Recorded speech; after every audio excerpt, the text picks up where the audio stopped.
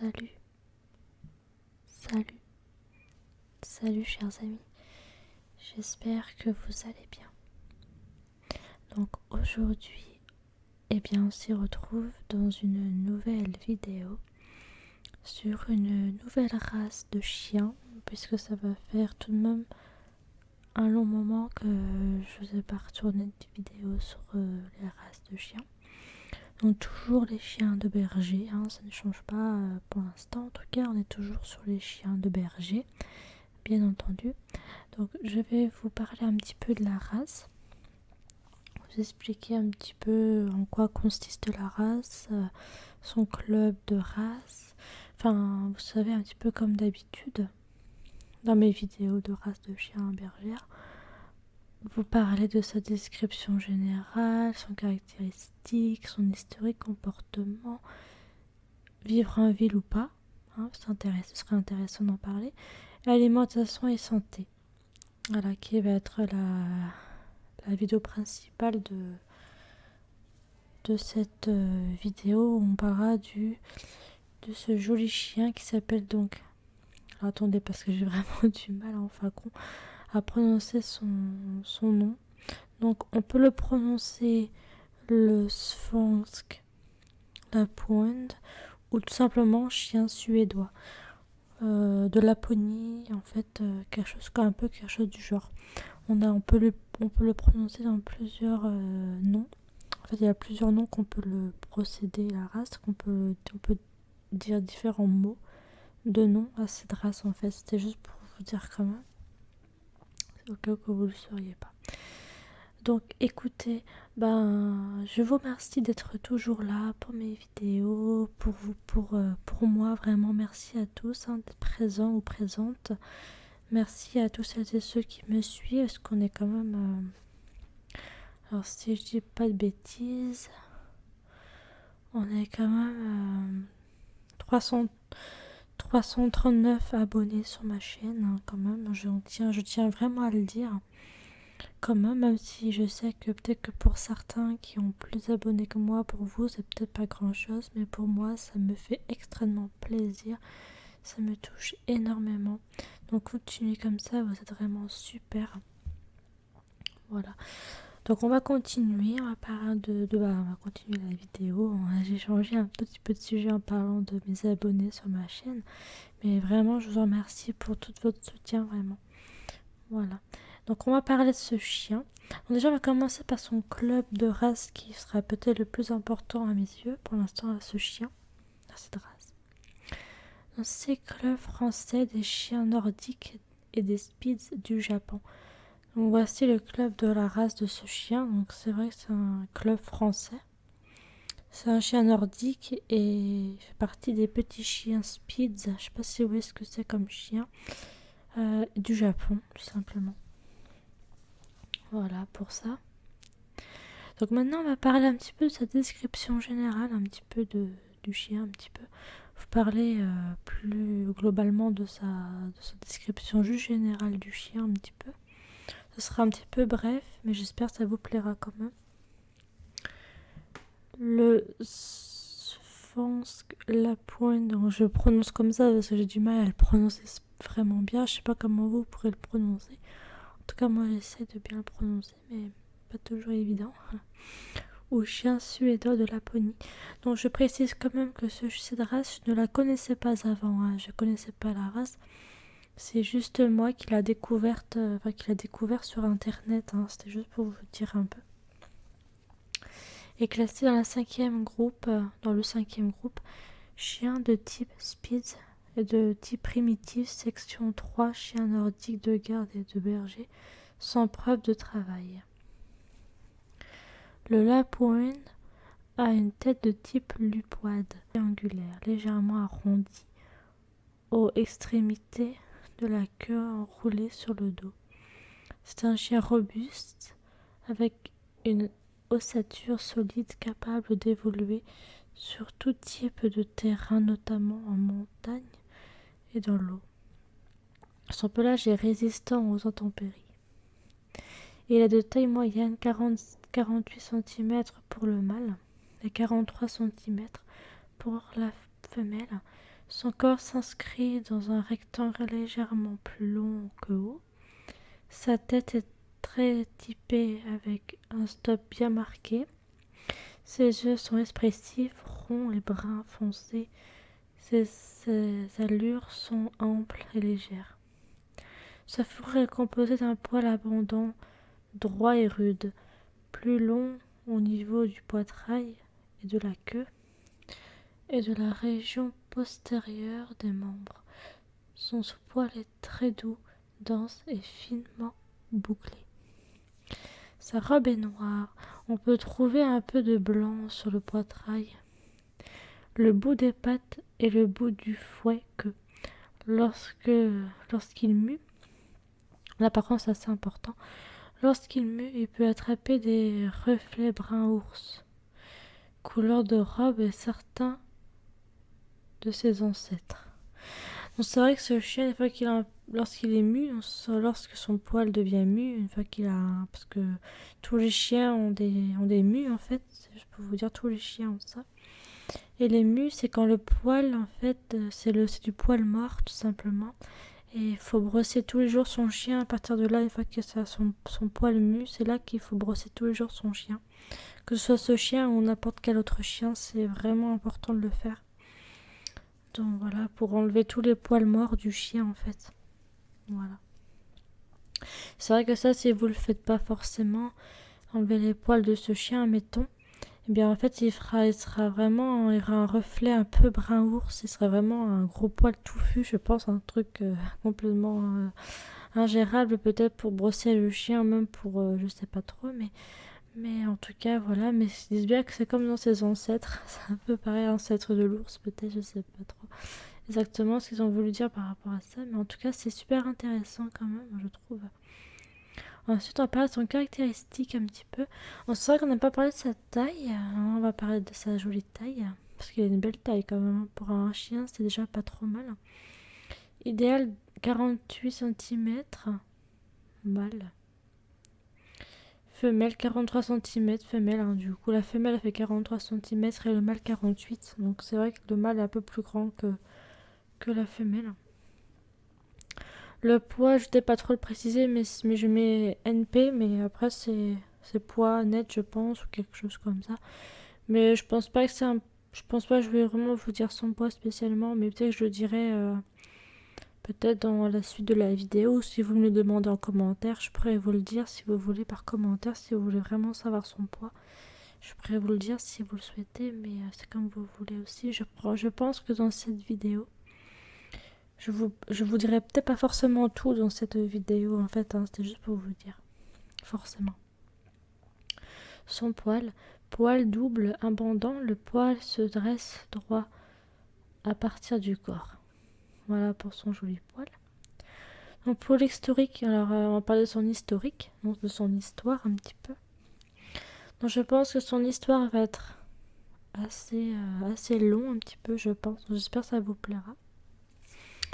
Enfin, ouais, ce sera quand même assez long. Je préfère vous préciser un petit peu. Alors, c'est parti. Le Svensk Lapphund est originaire, comme son nom l'indique, de Laponie.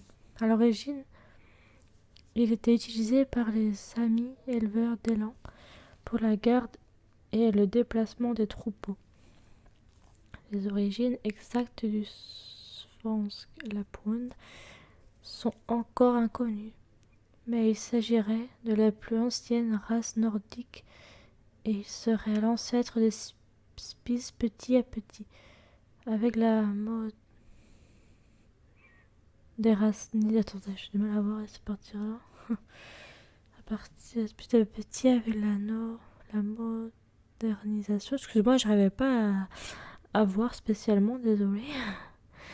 Le travail des chiens est remplacé par celui des machines, motos et des neiges, hélicoptères à la fin du 8e siècle. La race tend à disparaître, mais grâce à quelques éleveurs passionnés, le Lapphund fut préservé. C'est la plus ancienne race nationale inscrite officiellement en Suède. Aujourd'hui, il est essentiellement élevé comme chien de compagnie en 1944.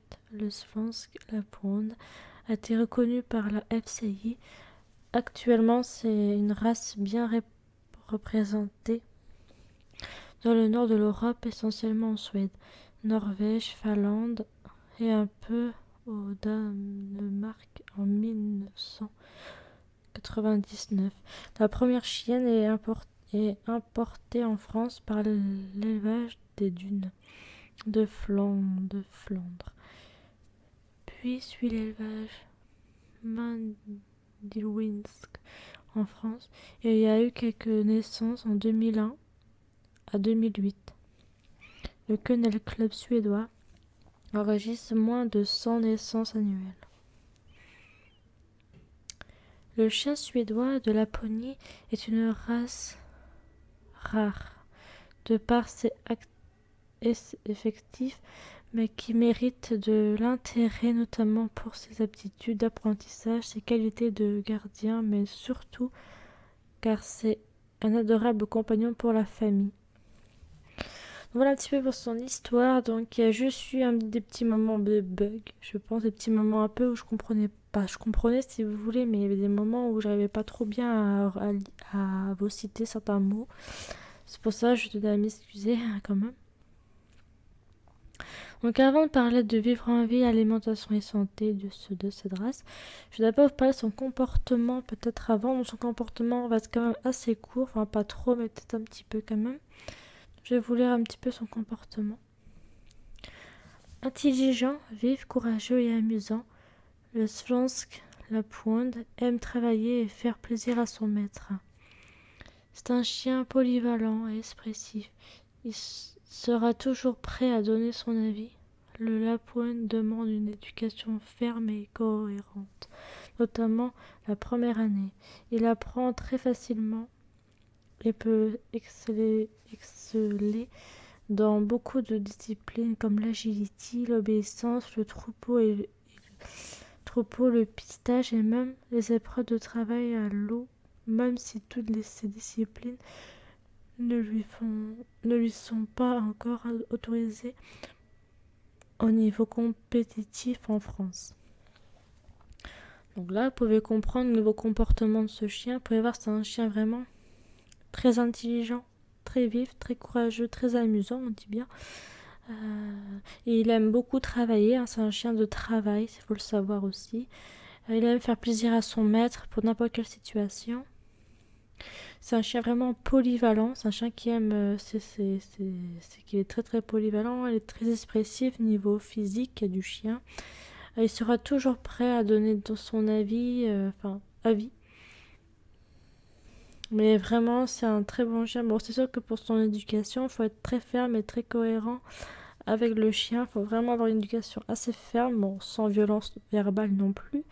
Mais il faut une fermeté quand même assez cohérente. C'est très important. Notamment dans la première année, quand vous aurez le chien, forcément, tout de suite, pour l'éducation, c'est très important pour un chien. Sinon, il apprend très facilement. Hein, il n'a pas trop de problèmes d'éducation. Je pense qu'il peut apprendre facilement les choses. Il comprend les choses. Donc il peut pratiquer de l'agility, l'obéissance, le troupeau, le pistage et même les épreuves de travail à l'eau aussi. Donc ça m'a assez surpris parce que je pensais pas qu'il pouvait faire des épreuves de travail à l'eau, donc dans l'eau quoi, soit à la mer ou en rivière, hein, ça dépend. Et bon, après, c'est vrai que même si toutes ces disciplines ne lui sont pas encore autorisées à niveau compétitif en France, bon là, c'est vrai que ça peut être un peu compliqué pour lui à ce niveau-là si c'est pas encore tout à fait autorisé en France pour certaines choses, en fait, pour le chien. Pour cette race, en tout cas. C'est bien dommage parce que peut-être que maintenant c'est possible, hein, mais peut-être qu'avant c'était peut-être pas possible. Et peut-être même que c'est encore comme ça aujourd'hui. Hein. Je ne sais pas plus que vous. Peut-être que vous le savez. Pour celles et ceux qui connaîtraient la race, n'hésitez pas à me dire plus. Peut-être si vous connaissez bien le chien, n'hésitez pas à me le dire par commentaire. Hein, si vous voulez me dire des petites choses en plus. Hein, si j'ai oublié des petites choses, n'hésitez pas à me le dire en commentaire. Si vous avez d'autres suggestions à me dire, surtout n'hésitez pas. Donc maintenant, on va parler de vivre en ville avec ce joli chien noir. Du coup, parce que je pense qu'il n'existe qu'en noir, ces chiens-là. Donc c'est parti. Le Sphonsk Lapwing peut s'adapter à la vie sédentaire ou isolée, même s'il ne l'appréciera pas. C'est un chien qui se fait oublier à l'intérieur. Il va se coucher à sa place et veiller sur la famille. À l'extérieur, il est toujours partant et plein de vie. Donc, je m'arrête là parce que c'était juste ça que je voulais vous dire. Je pense que ce chien, il peut s'adapter à la vie sédentaire ou isolée, hein, ça dépend. Mais après, le chien va pas spécialement apprécier en fait ces petits temps d'isolement et tout ça. Parce que ça reste un chien, vous savez, un chien, c'est pas comme un chat, par exemple. Un chien a besoin de l'humain systématiquement, c'est pas comme un chat où le chat il est un peu plus indépendant que le chien, on est d'accord, hein, c'est vrai que là-dessus il n'y a pas de... Là je vous mens pas en disant que le chat est quand même plus indépendant que le chien, ça c'est sûr. Mais en même temps, c'est un chien qui... S'il reste seul comme ça, isolé, il peut se faire oublier, quoi. Enfin, si vous vous occupez pas forcément de lui ou autre, bah, il saura se coucher à sa place, hein, comme tout chien, en fait, à sa place, dans son panier, ou voilà. Pour veiller sur la famille quand même, ou juste comme ça. Mais par contre, il sera toujours partant pour jouer ou pour s'éclater à l'extérieur, en fait, de votre maison ou appartement, ça dépend, quoi. Mais moi, je vous déconseille peut-être ce chien en appartement, je pense. Si vous avez un appartement, admettons. Vraiment, je pense que je vous déconseillerais peut-être ce chien. Après, vous faites ce que vous le sentez aussi si vous n'avez pas ce chien et que vous voulez systématiquement l'avoir ou le prendre. Faites selon votre cœur et selon vos désirs, mais là, c'est vrai qu'ils ont pas... Je ne l'ai pas dit, hein, c'est vrai que j'ai pas dit que ce chien ne pouvait pas vivre en appartement, mais... Après, c'est vraiment votre choix, votre propre avis. Je peux pas trop me forcer ou quoi, mais c'est juste mon avis perso en fait. Mais c'est juste c'est juste pour vous dire, méfiez-vous et soyez plutôt vigilants si vous voulez prendre ce chien. Mais moi, je vous déconseillerais peut-être l'appartement, ouais, je pense. Encore si vous avez une maison, qu'un grand jardin ou quelque chose comme ça.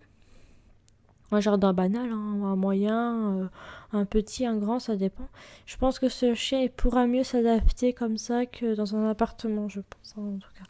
C'est mon avis personnel, hein, toujours, hein, bien sûr, ne vous inquiétez pas. Après, c'est sûr que c'est vous qui faites le choix d'avoir ce chien ou pas, c'est vous qui choisissez, hein, bien sûr. Donc, voilà. Maintenant, on va parler d'une dernière chose qui est alimentation et santé de cette race. On va parler d'une dernière chose qui sera ça, du coup. Un brossage hebdomadaire sera bien suffisant pour le Svensk Lapwing une fois tous les 2 à 3 jours. En période de mue. C'est ce que je vous ai parlé tout à l'heure. En période de mue, il faut le faire au moins systématiquement, c'est très important. C'est un chien rustique qui ne nécessite pas de soins en particulier. Pour l'acquisition d'un chiot, vérifiez que les parents soient Handman, je crois que c'est ça, tard, oculaire et radiographié pour la dysplasie de la hanche.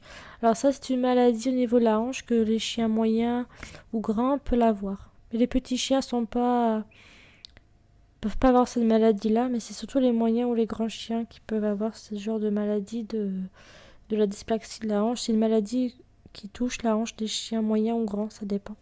Mais les petits chiens sont pas touchés en fait. C'était juste pour vous dire. Les petits chiens, ils sont encore moins, ils sont pas touchés du tout que les moyens ou les plus grands.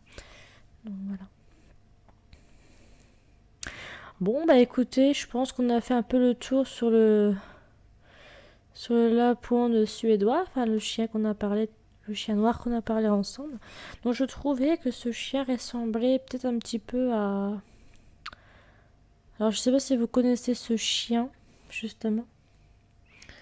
Alors c'est un chien qui s'appelle le Terre-Neuve. Alors je sais pas si vous connaissez le Terre-Neuve, c'est un chien d'eau, c'est un chien qui qui est adapté à sauver des vies ou à faire des choses dans l'eau, donc soit à la mer ou en rivière.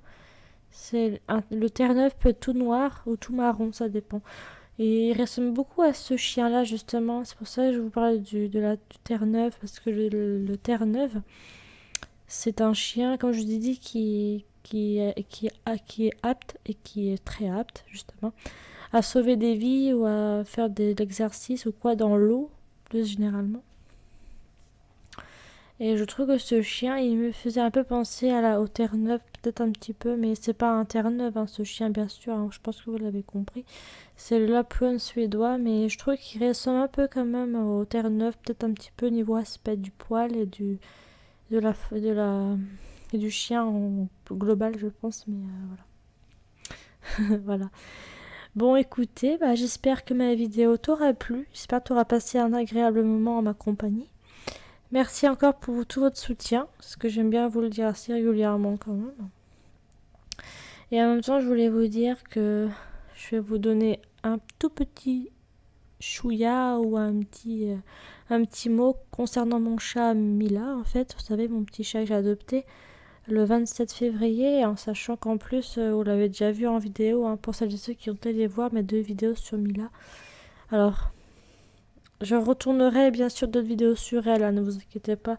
Je vous retournerai quand même d'autres vidéos sur elle dans quelques mois. Peut-être pas dans quelques mois, mais dans ces jours-ci, je pense que je vous tournerai sûrement quelques vidéos sur elle ces jours-ci, je pense, un petit peu pour que vous puissiez la revoir et donner un peu de ses nouvelles aussi, je pense. Parce qu'il n'y a pas très longtemps, là c'était le 26 mars, elle était chez le vétérinaire pour un rappel de vaccin. Et je pourrais vous parler un petit peu comment ça s'est passé pour elle et tout ça.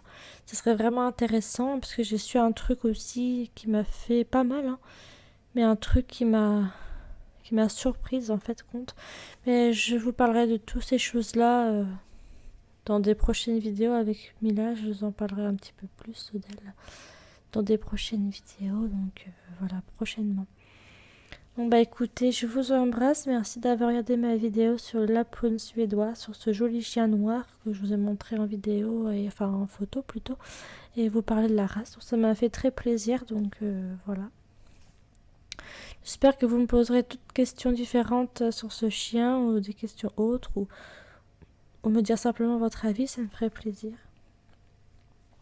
Voilà, donc je vous embrasse et je vous aime, et passez une très bonne fin de matinée, après-midi, fin de journée, soirée.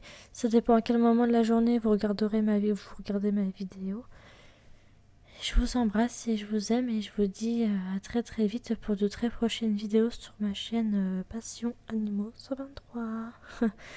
Bisous chers amis.